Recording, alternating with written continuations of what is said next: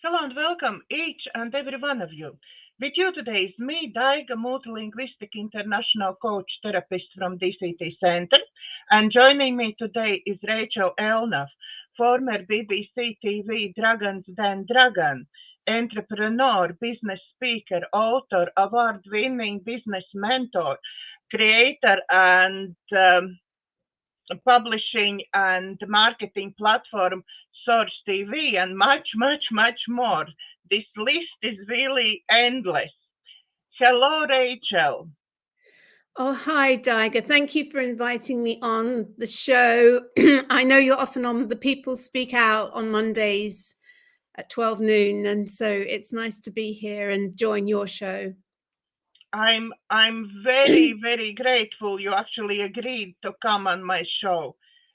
So, Rachel, very first question what I'm asking everyone who is first time on my show, how you get where you are at the moment?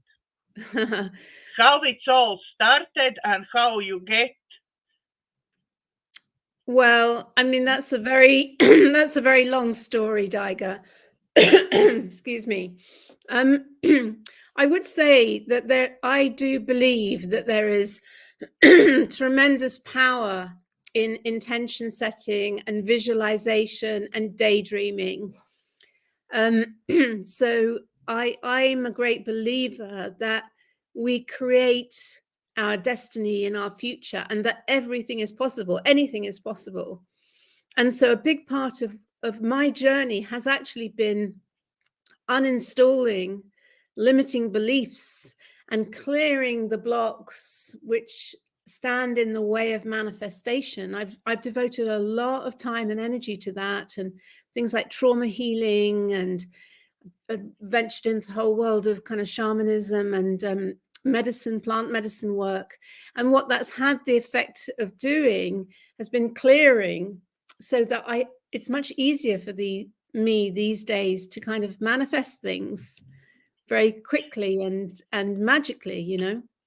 But looking back at your past, is your Dragon's Den and multimillionaire and all rest of that, looking back, it's really without even manifestation. It feels like you at that point had quite good life and managed to really be very successful, even without that. Well, that's the thing, is when I was young, I was a big daydreamer. And I remember, for example, I remember distinctly saying to my grandma back in the 1970s, when I must have been about 9 or 10, and there were only 3 television channels at that time, like BBC One, BBC Two, and ITV, I think. And I remember distinctly saying to my grandma, I'm going to be on television one day. And she's like, oh, yes, dear, and sort of kept on with her knitting. So I think even though I didn't understand how intention and manifestation worked, and I didn't know anything about The Secret or the law of attraction back then, I do think I was a big daydreamer. And I know that when I left, when I first started working, and I was an office junior, and it was just a random job because I didn't get into university. So I just got this little job as an office junior, and it was in accountancy in this firm of accountants. And I kind of worked my way up, and I started to specialize in the taxation of entrepreneurs and small businesses. And I'd grown up above my dad's shop. So I had some really inspiring clients. And I used to think, oh, I'd love to be like them. You know, I'd love to do my own business one day. And so even then I was sort of daydreaming my future into existence and believing, yeah, I can do that. I truly believe I can do that. So even though I didn't understand it, it was working, you know.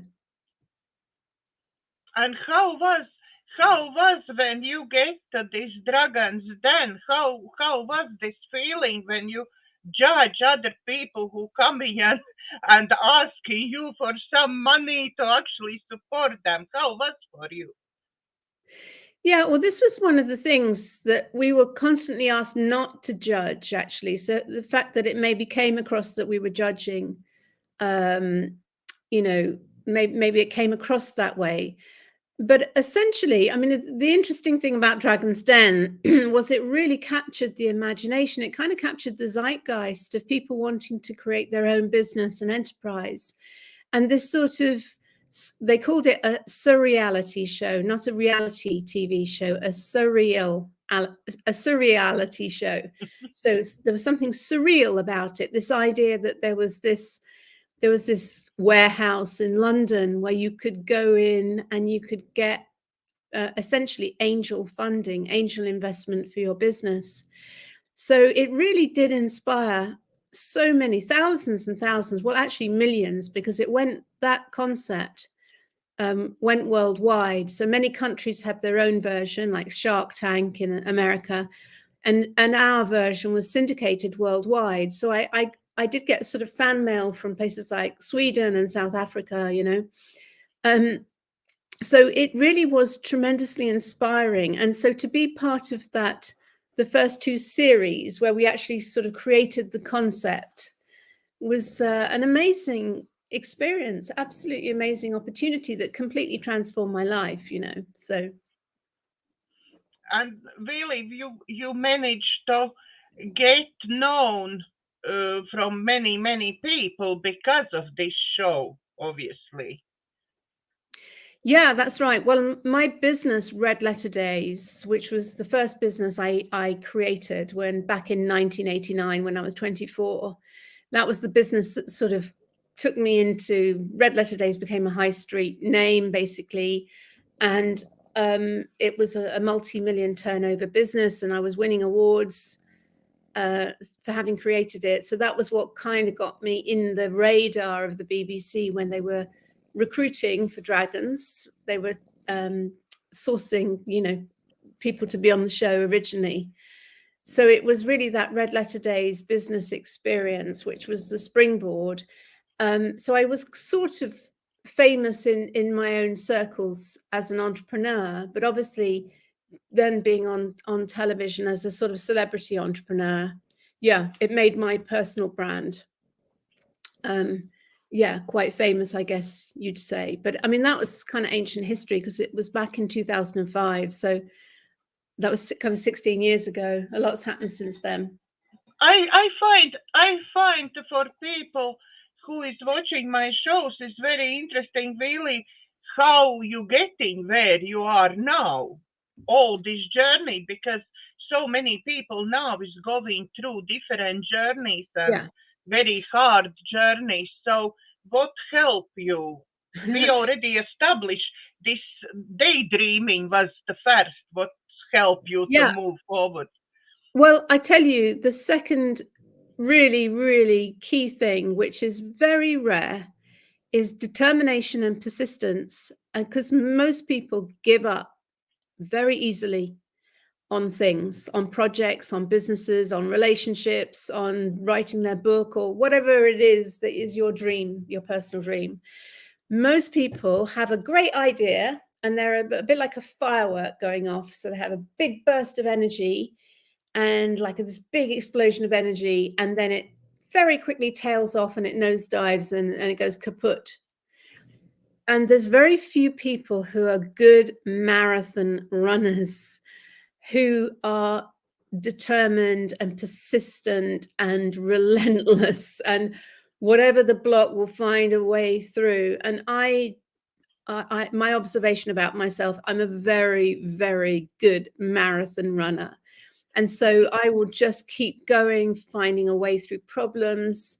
And I'm quite relentless. If I've got a focus and a determination on something and a passion for something, then I won't be deterred. And in fact, every problem that comes up, I see as a challenge. Okay, so I've got this insurmountable block or this challenge. Okay, you know, how can we like flow around it? A bit like water flows around the blocks, the boulders in the river.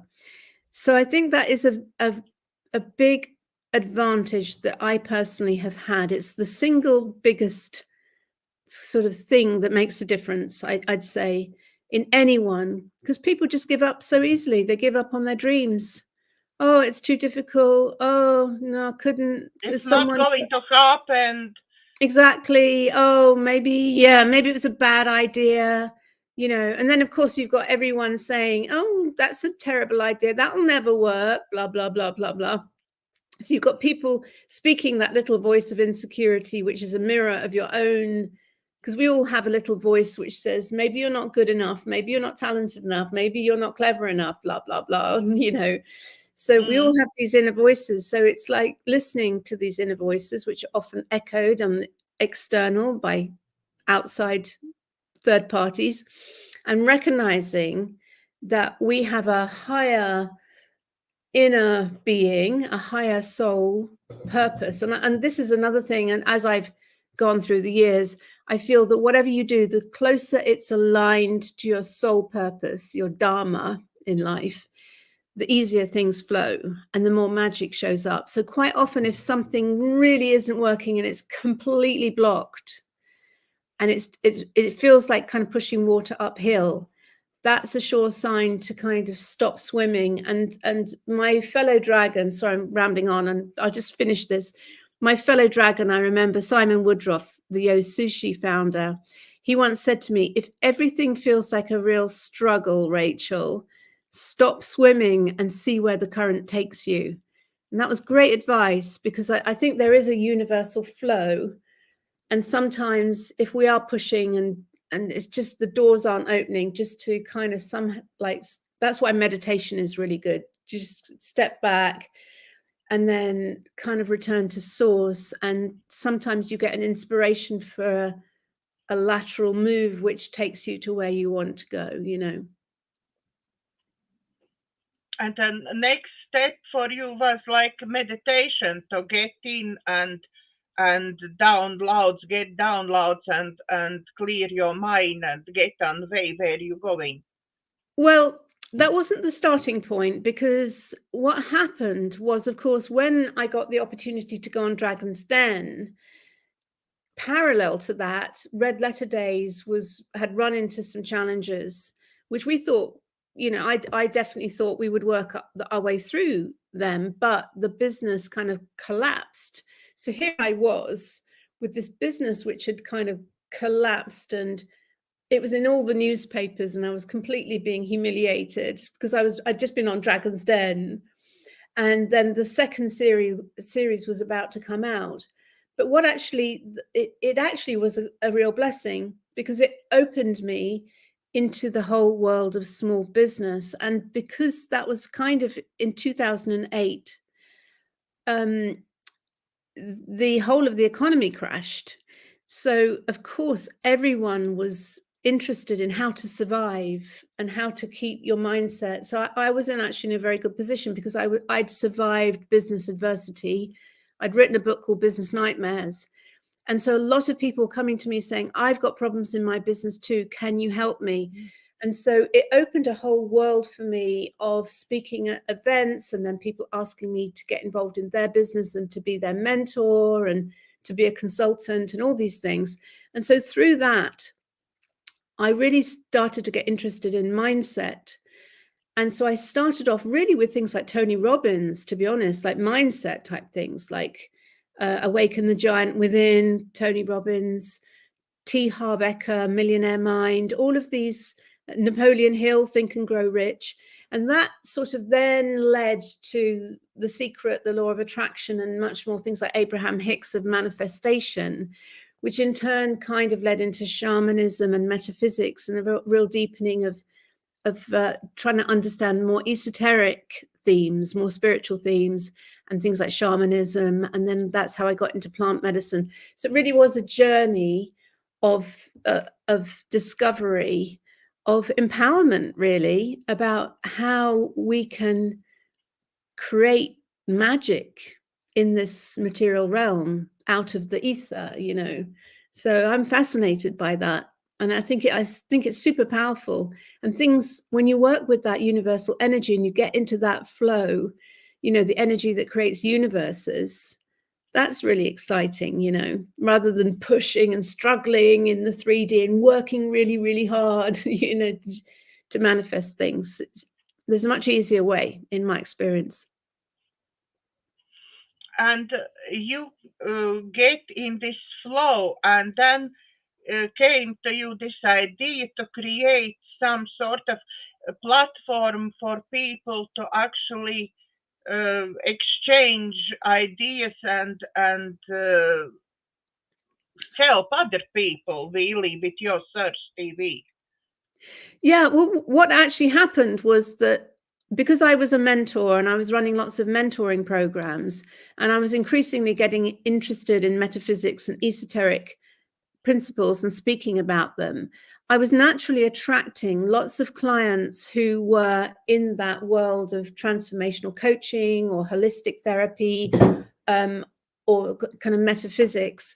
And the thing that I realized that they needed much more than advice was practical tools and help, because they had great knowledge, but they didn't have a way of kind of packaging that and monetizing that, and also kind of getting famous for it. So that was the kind of inspiration around Source TV of, let's create a platform, because I'd already created a lot of online programs, very low cost. My first one was called Prosperity, How to Effortlessly Manifest More Money. I think, no, it was, no, actually, I'm tell a lie. That was a later one. My very first one was called Business Alchemy. And I created Business Alchemy, and it was basically 28 videos and a kind of downloadable workbook. So every day you got a video for 28 days. And there was like practical and esoteric teachings. And I sold it for just £8, because with an online product, once you've created it, it doesn't cost anything for people to download it, and you don't have to dispatch a product as such.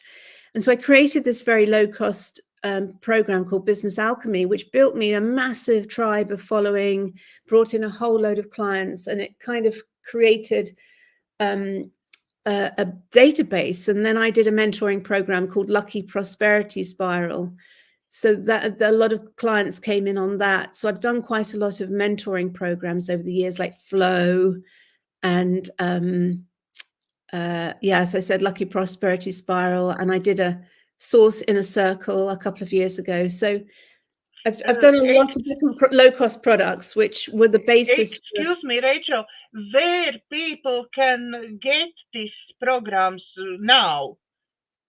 Well, this is the thing, Daiga, because you can't actually buy those old programs. And the reason is because I created them on Vimeo. And to cut a long story short, the Vimeo platform had a lot of security issues. And I ended up having to delete my entire Vimeo platform as a result. And I lost all of those online programs. But to be quite honest, it's interesting because, and I think anyone who creates products or writes books, or any creator, you always criticize your old work, because your mindset and your understanding is always advancing.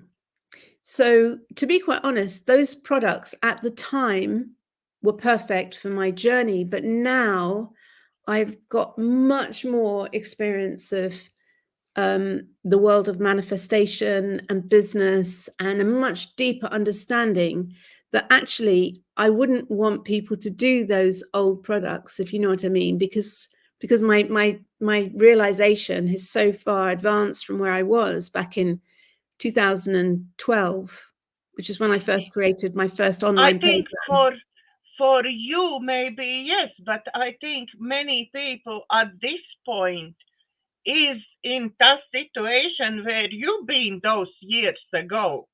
And I think for them to give like your updated version will be too fast forward. Yeah.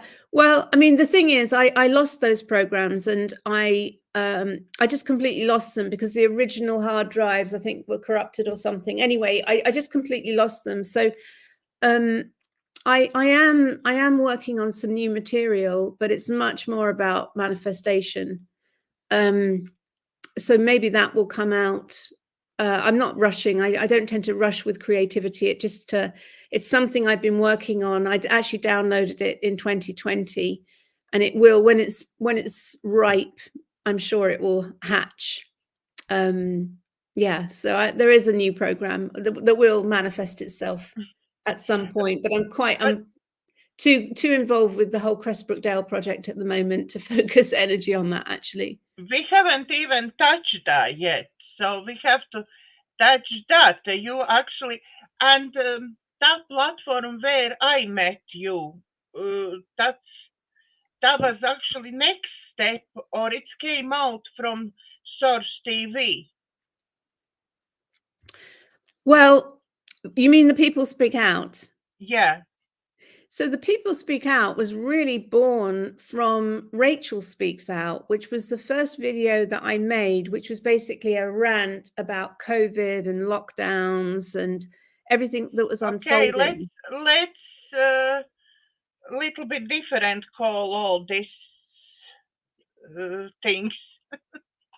Because I still want my channel to be on YouTube. So okay, I'll be careful, Daiga, about what I say then. Yeah. But in September 2020, I spoke out about what was unfolding, and I did a 27-minute rant, unscripted. I was so angry about the rule of 6, which had just been implemented because I have 5 sons, which basically meant that we couldn't have anyone over to our house, not even my son's girlfriend, under that rule. And it seemed very draconian. And I just did a 27-minute rant, actually, and it went viral. It got banned. And I got a whole sea of people like emailing me and commenting and just like, wow, you're speaking exactly what I'm feeling and thinking.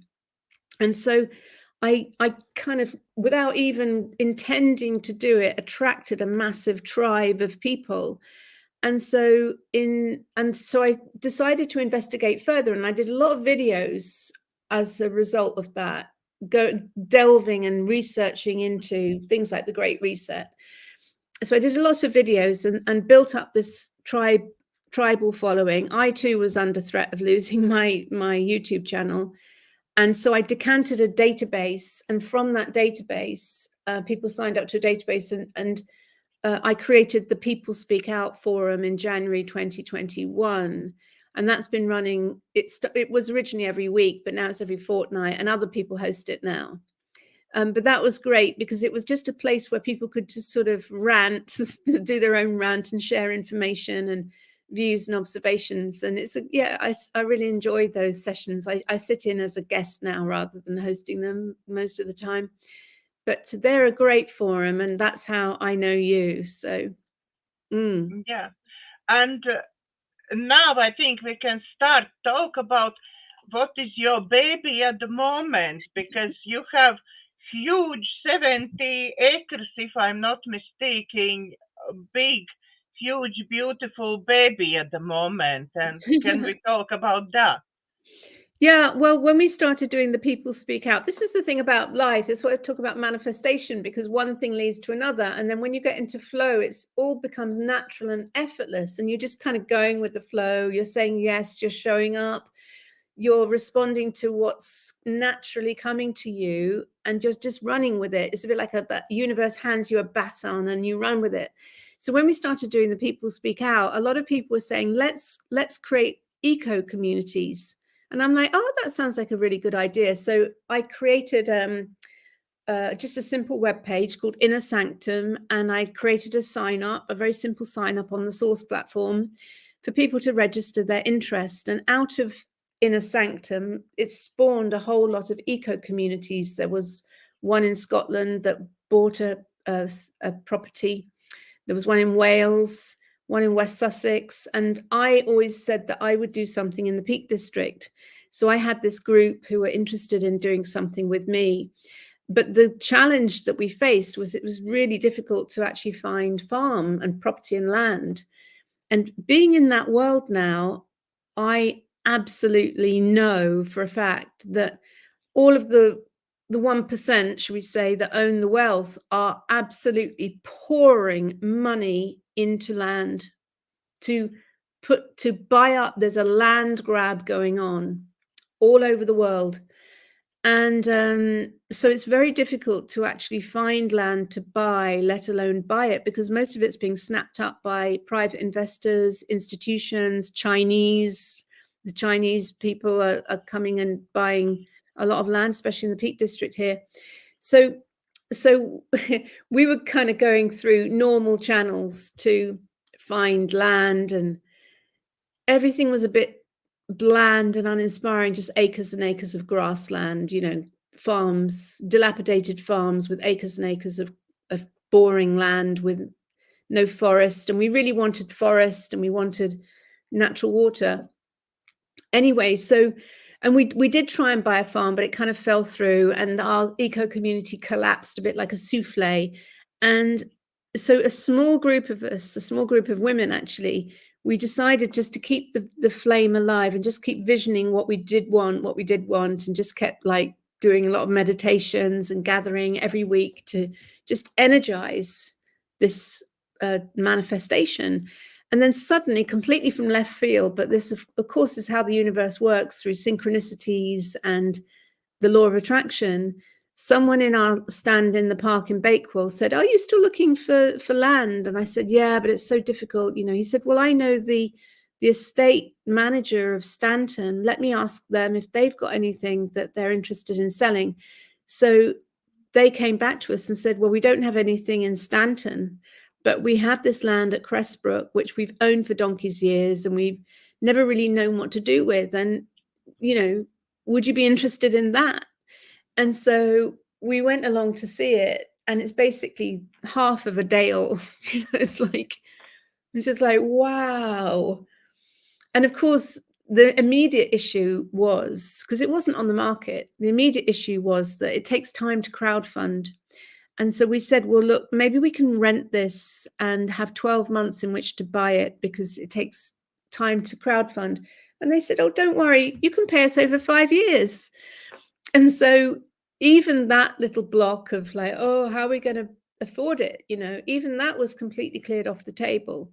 So it was quite interesting that it manifested very beautifully and very magically.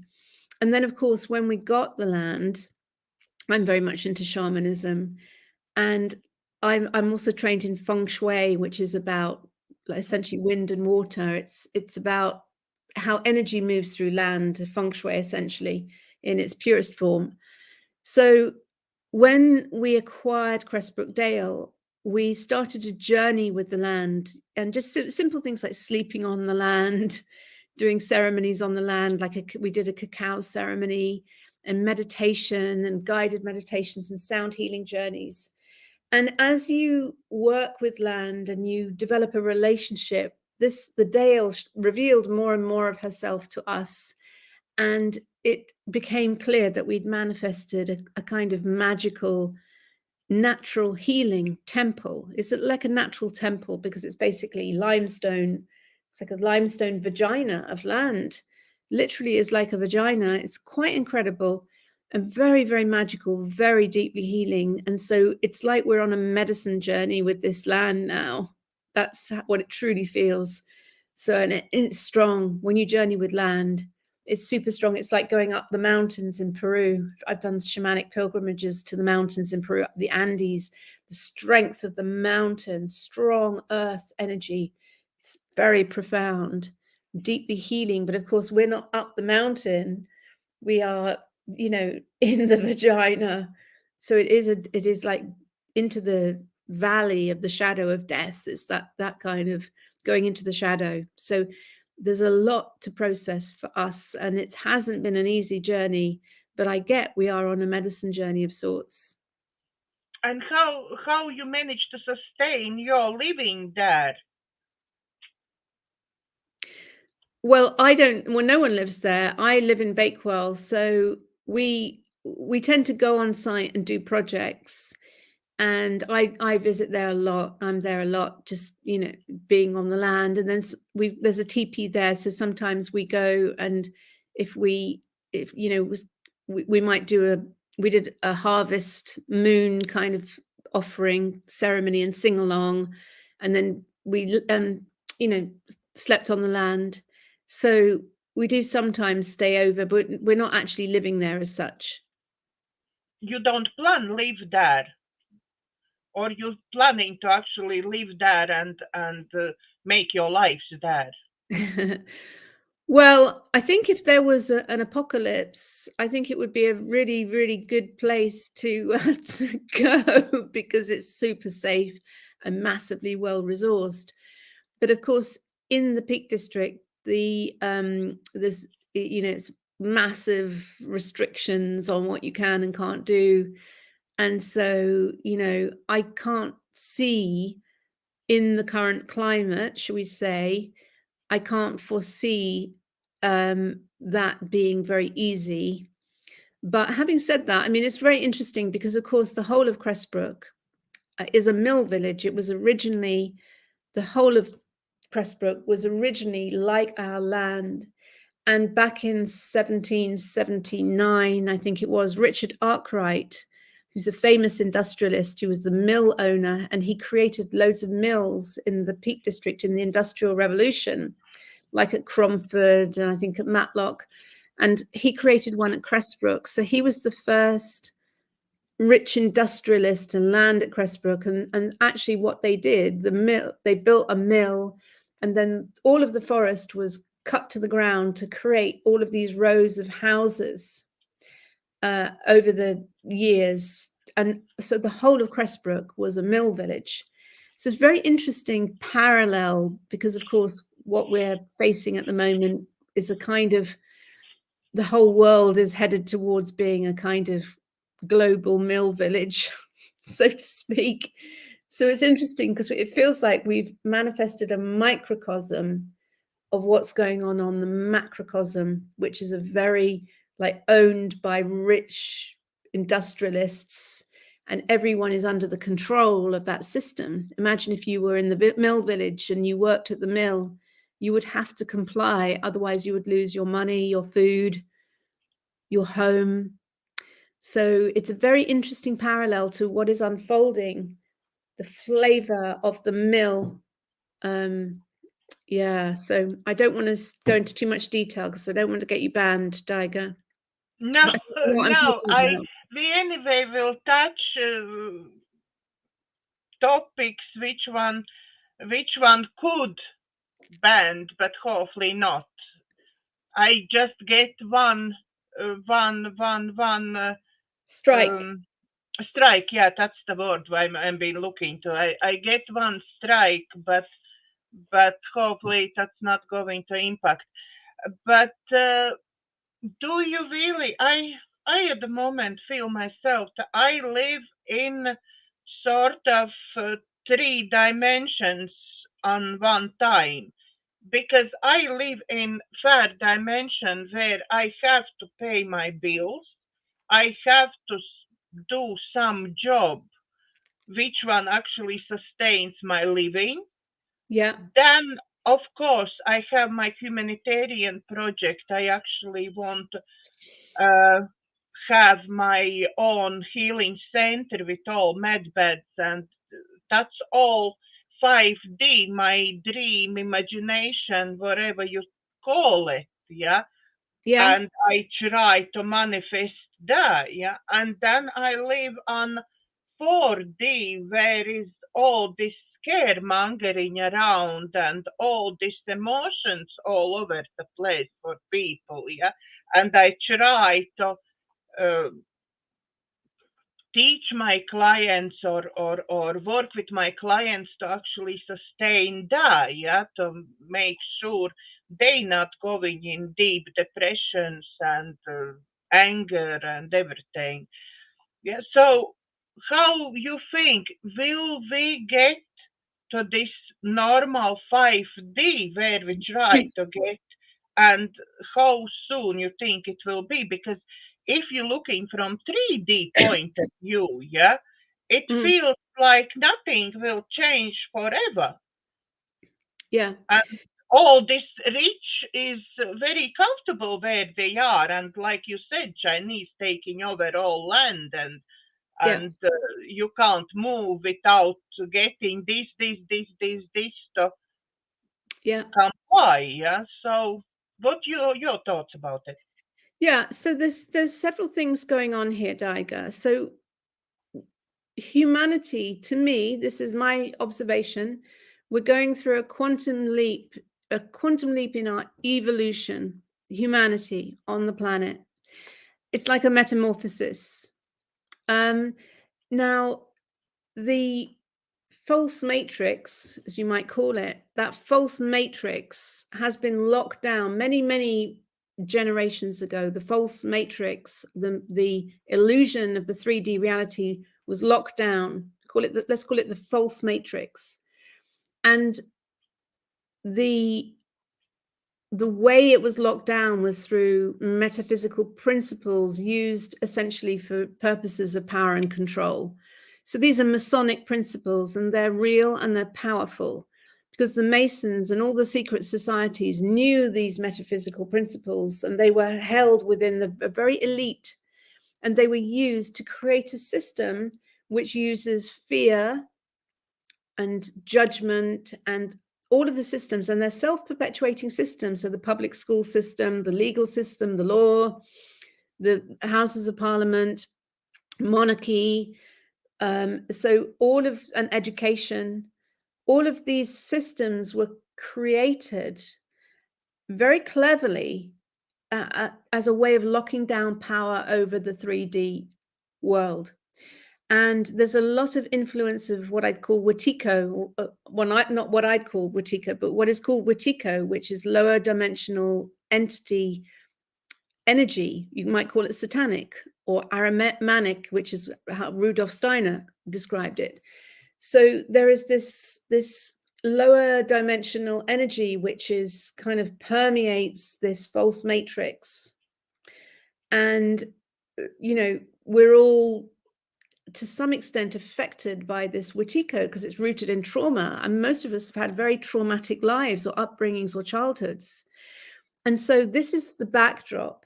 But what's happening is a lot of people who've seen the light, and particularly through doing things like higher vibrational work, meditation, things like breath work, sound healing, plant medicine, one by one, people are waking up and they are bringing in a lot of light. And what's happening is that the false matrix is losing its power because the Wetiko needs to hide in the shadows. It needs to hide in the darkness. So if you flood the labyrinth with light, it brings the Wetiko out to be seen. And when it's seen, it loses its power. So that's why all of these things like Jeffrey Epstein and scandals, they're all coming out of the closet to be seen because there's so many light workers, literally, flooding the labyrinth with light, thinning the veil of illusion so that the veil between the higher dimensional, where it's just love, light, energy, and the false matrix, the veil is thinning.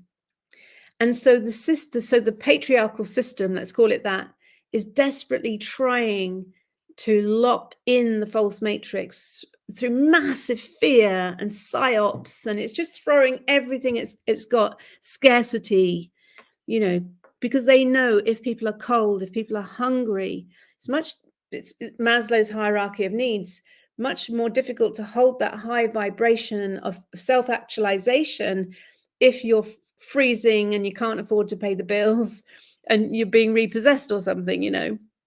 So it's kind of like they're desperately trying to stop the light from flooding into the matrix. But my observation is there is so many people now like punching holes in the veil, bringing through so much light that it's essentially collapsing the false matrix, and it will ultimately fall away, a bit like when the butterfly struggles its way out of the cocoon just falls away, and the butterfly, the metamorphosis is complete, and suddenly that quantum leap into a higher dimension of being, which is much more about telepathy, transparency, love, peace, harmony, is birthed through. And that is what we collectively are co-creating. But it's a strong journey. It's challenging, and so learning to stand in our center in the eye of the storm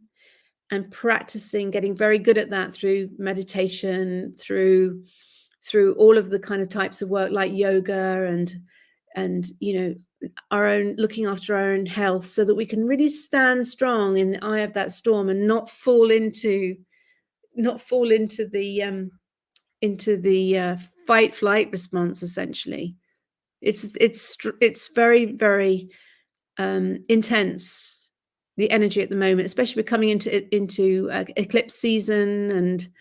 And just to complete on this, astrologer Pam Gregory, who I follow a lot, she says her belief is that when Pluto finally exits Capricorn in March next year, the transformation will be complete.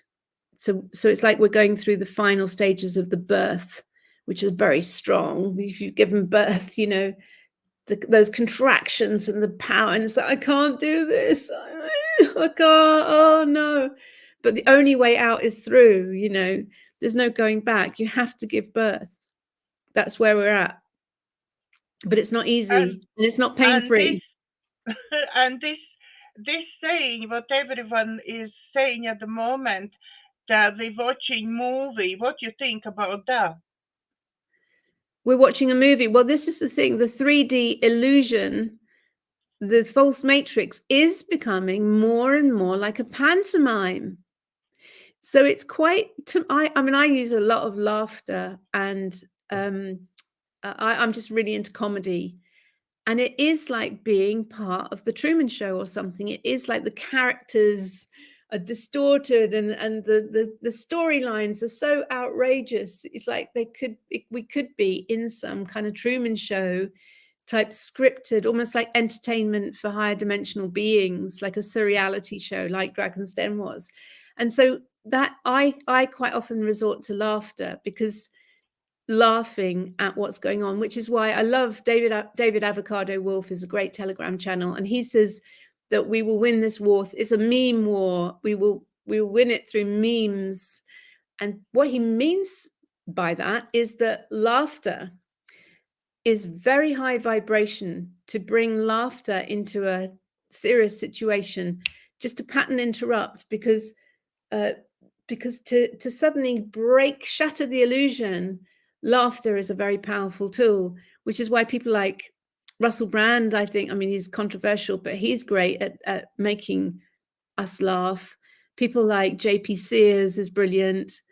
Jonathan Pye is another interesting one. There's an American comedian who I forget his name. A lot of comedians speaking out and parodying what's going on. And so laughter is a powerful tool to collapse the illusion, because when you can laugh at something, it's like the laughing Buddha, that breaks the spell very powerfully. The spell of Watiko really doesn't like laughter. Yeah, that's definitely. Now, I myself been in Humani Pro. It's an organization where you can put your humanitarian projects on, and they sort of advertise those projects and look after. And at this point, they will give you this number you have to call to organize RV meeting. Yeah. Okay. For exchanging your Zims and whatever. What do you think about that type of organizations? Because at the moment, Humani Pro sort of give all their members to another organization, which is World Benevolence Group.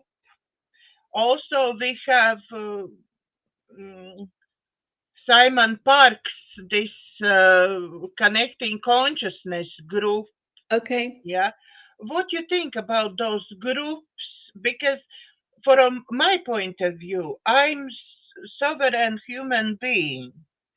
And if we go into these higher dimensions, I'm not interested to fall in another trap where is 10 managers on my head. Yeah, what I cannot do, what I Okay. cannot post, where I can do this, where I can't do this. Yeah, all this straight away there is like restrictions. You can do this, but you can't do that. Yeah. Yeah, Yeah. if you want to be in this group. What do you think about those groups? Okay, so I'll answer your question by giving my own experience of this, because when I co-created Source TV back in 2013 with the help of a guy who's based in Hollywood, Kevin Stein, and he's a shaman and an astrologer as well as being a TV executive. So he was truly a bridge of both worlds. And we very much started Source TV with this kind of, we're going to save the world type feeling. It was like, we're going to save the world. And we're going to create all of this content which would transform people's lives. And we're going to save the world. And it was only kind of into that journey through being surrounded by all of these evolutionary thought leaders and therapists and amazing wise ones that I remember one of our guys, what's his name? He'll come to me in a second, but he basically said, do you realize that Source TV is your life transformation disguised as a business plan, Rachel? So in other words, the only person who truly needed to be transformed was me. And I then was really encouraged to experience plant medicine on the basis that, if I was running a business called Source, I really needed to go very, very deep with my own journey. And as a result of going on that journey of inner healing, and I also did a 4-year professional training in trauma healing. And if you know Dr. Gabor Mate, he's a massive champion of ayahuasca as a healing modality for trauma. But I got very interested in childhood trauma and realized I had a hugely traumatic childhood in life. And one of the things I realized from that is the Cartman drama triangle, which is basically persecutor, victim, rescuer. So that rescuer role of wanting to save the world, wanting to save humanity, is one part of the triangle, which is persecutors, victims, and rescuers. And when you have that Cartman drama triangle playing out, it's a sure sign that there's some unresolved trauma. So anytime anyone wants to save anything, like, save the whales or save the world or save Cressbrook Dale is another one I'm up against, it's a sure sign that there's unresolved trauma which has yet to be resolved. So rather than trying to, whatever you want to save out there, fix, heal, or save out there in You your have to save in reality, yourself. it's like, okay, where's this in me? Because the only person we can truly save or heal or fix is, in truth, ourselves. And so whatever's showing up on the screen of our life, whatever we want to save, it's a sure sign of an inner trauma healing that is calling to be collapsed. And just giving conscious awareness to that is often enough to loosen its power over us. And I see this in mentoring. I mean, people still come to me for mentoring sessions the whole time.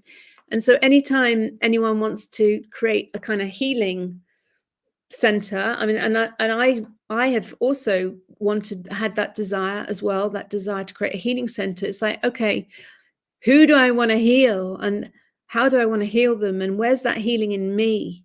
Because the truth of the situation is, with the persecutor, victim, rescuer drama triangle, if you set out as a healer, that means you need to manifest victims. And so it's like seeing people as helpless victims doesn't actually empower them, playing into that story. Because if someone has a story that they're a helpless victim at the mercy of a persecutor or an external overwhelming force, which is basically what childhood developmental trauma is you're a child and you're a helpless victim in the face of an overwhelming external force. You can't fight, you can't flight, so you have to freeze. And that huge kinetic energy, which would have been used to fight or flight, is frozen into your energetic grid. And in that freezing, it creates havoc because you tend to manifest a life of fight, and you're constantly manifesting persecutors, and you're looking for rescuers, and you're acting the victim. And so collapsing the Karpman drama triangle, and in particular, really getting to be a good detective about what's the unresolved trauma that is calling to be collapsed here. That's the true healing journey, in my humble observation. And so going into rescuer mode it feels like it's a worthy cause, but actually it's usually masking an inner journey, which is easier to fix something on the outside than it is to look at the demon within. And that's why ayahuasca is so powerful, because it literally removes the ego, it puts it to one side and makes you face your demons. And it's very deep, powerful work, very transformational for that reason, because the only way is through. So medicine journey, life is a medicine journey in truth. Yeah. So sorry, I hope that doesn't burst your bubble, Daiga, but that's my observation on it. No, it doesn't burst my bubble. Everybody have their own opinions, and obviously, it doesn't burst as such. But you think that people like, okay, I want to build this healing center because I know at that point when this money and everything comes to us, which one is people is talking already for months and months and months and months, yeah, when all these riches come to us and we can do whatever we want, yeah, you think that every single person have to go through this journey on their own, instead of they have somebody, you, me, and many other people who they can turn for like some sort of shortcut. I went through my journey for 50 years in my life, yeah.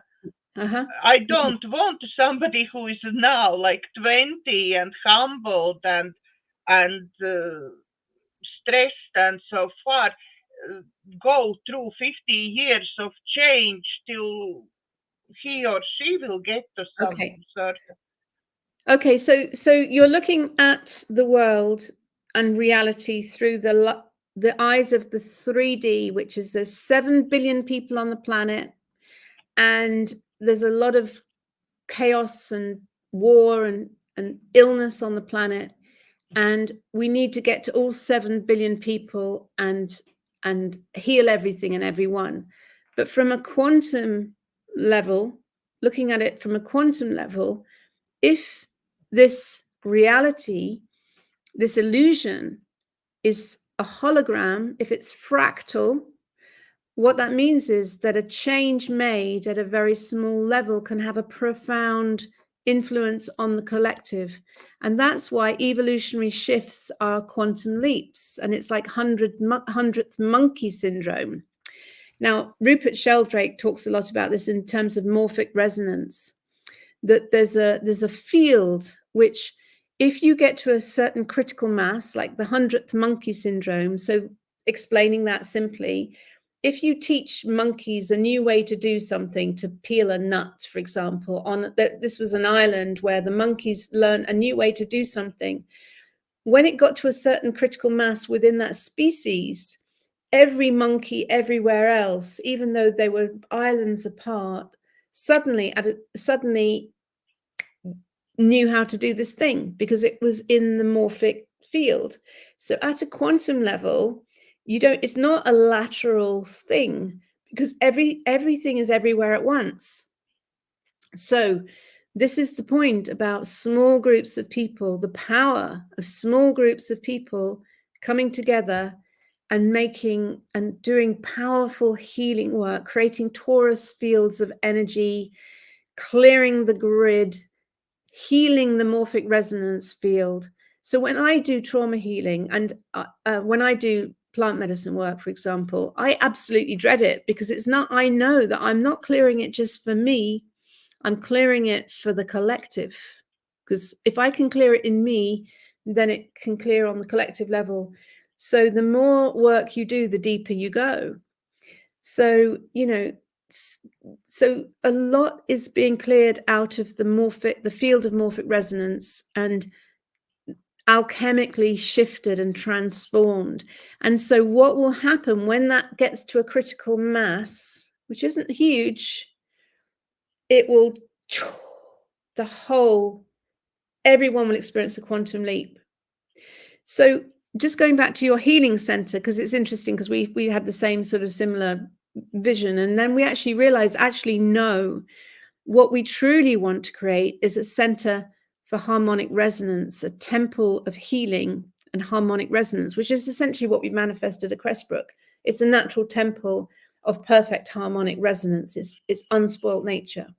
And so in that container, I know, that's why actually I very much feel some connection with you. Yeah. Because I watch video about this land, what you have, yeah? And it's like me. Yes, I'm saying I won't create healing center with medbeds, yes.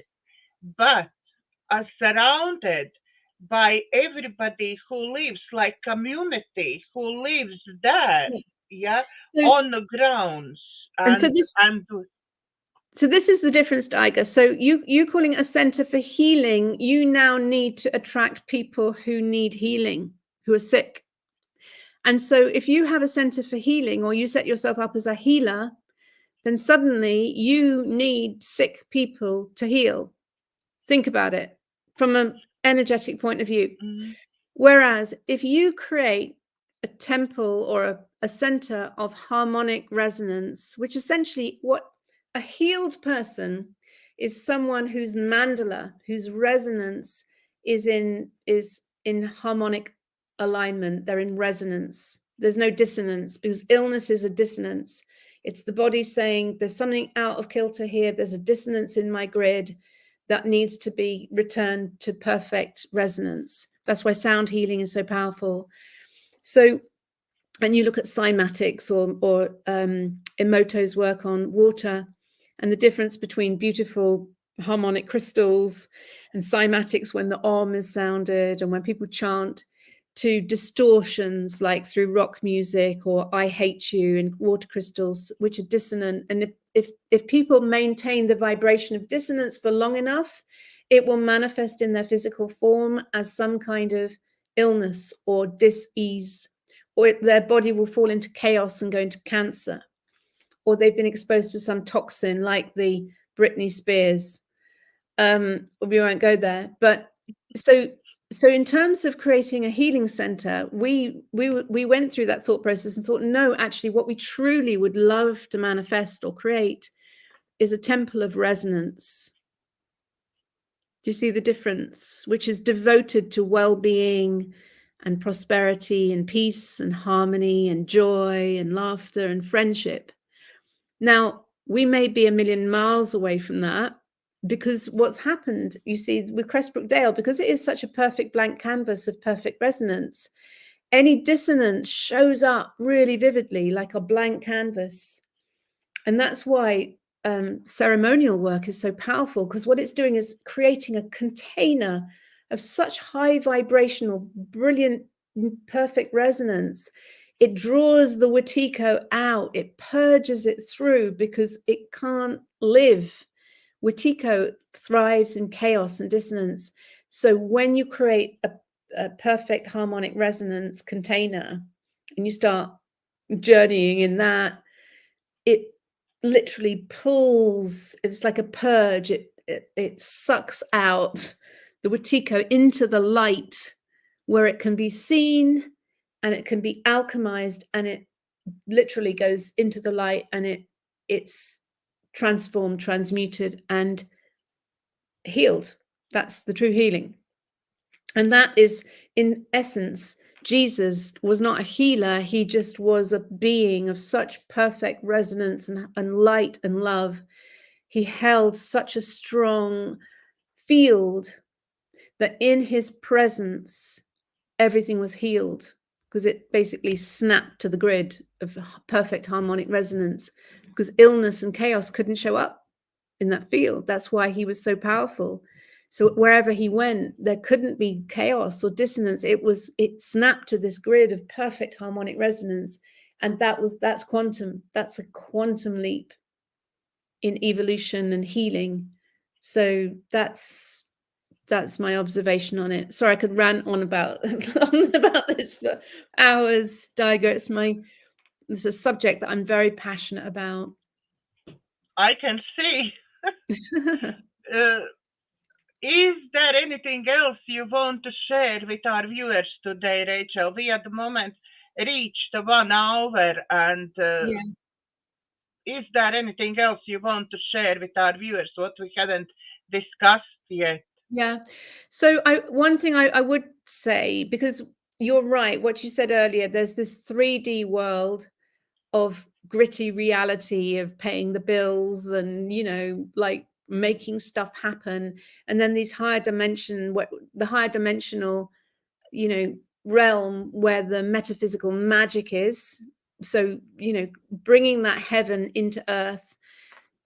So the question is, how do you do that? Because a lot of people just kind of do a bit of a flight response and just want to be in love and light, and they don't want to deal with the 3D and the shadow. But I would say that we absolutely are being called to bring both of those together, and to really be in the 3D labyrinth and to flood it with light, and to do practical, real world, real realm stuff, which is and a lot of it is truth speaking. I mean, truth has a resonance. And that's one of the things I really got with me speaking out. Truth has a resonance. So when you speak truth, and you could start to get really good at telling when someone is lying, like politicians, there's a dissonance. When someone speaks truth, it's like a bell. It's like the trumpets that brought the walls of Jericho down. So there's so many people finding their voice, speaking their truth, doing real world, creating, events and creating massive, beautiful harmonic resonance.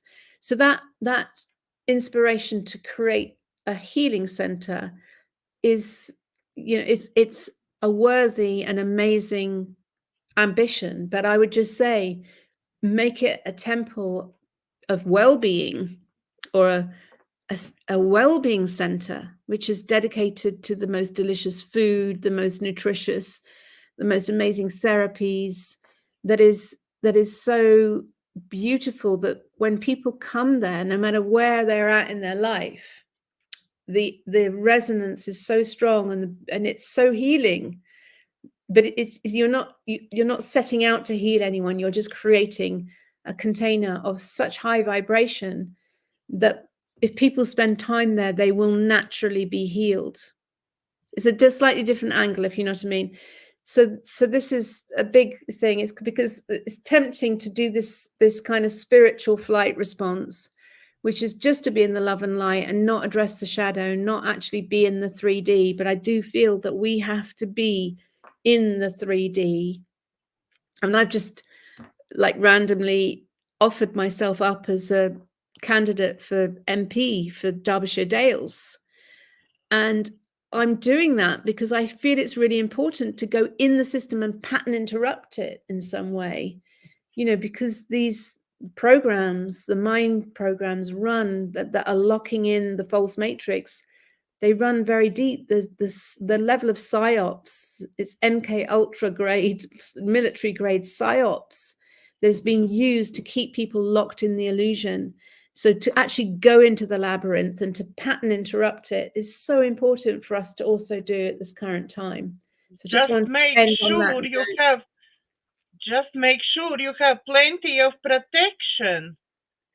Well, you see, this is another thing, Daiga, because this thing about needing protection, it's kind of like this idea that life is a battle and I need to put on my armor to go out there, so just being aware of that, because I think that depends. I think depends with who you are with. and what energies you are with, because if you're going down there, it's like I can say Dragon's Den, but for you Dragon's Den wasn't Well, so difficult, yeah, and dramatic, but it's going down where really is this deep state yeah, but you of see, this. this is the point about if you can hold that aura, that Christ aura of high vibrational light, that is your force field. And John Butler, who from Bakewell, who I meditate with once a week, and he explains it in a very beautiful way. If you look at St. George and the dragon, and some of the more modern interpretations of George and the dragon will have him wearing armor, and he's got this lance and he's slaying the dragon. But in Russian iconography, he's not wearing armor, and his lance is actually a shaft of consciousness, which is shining light onto the Wetiko. And it's the shaft of consciousness, and not going into battle with it, but just like, I see you, and I see you for the Wetiko you are, and shining that light of conscious awareness. That is our greatest weapon. So moving away from this idea, we've got to put on protection armor, we've got to fight the world right. There's a much more to be in that higher vibrational place of having this aura, which is so bright and luminous that you can go into the darkness and you can stand in the eye of the storm in the midst of that darkness, and you're not going into fear, you know. So this is the thing. This is why somatic experiencing is so powerful in trauma healing, is to experience when you go into the contraction of fear, because what that's doing is it's closing down your aura. If you're in fear, your aura becomes very thin.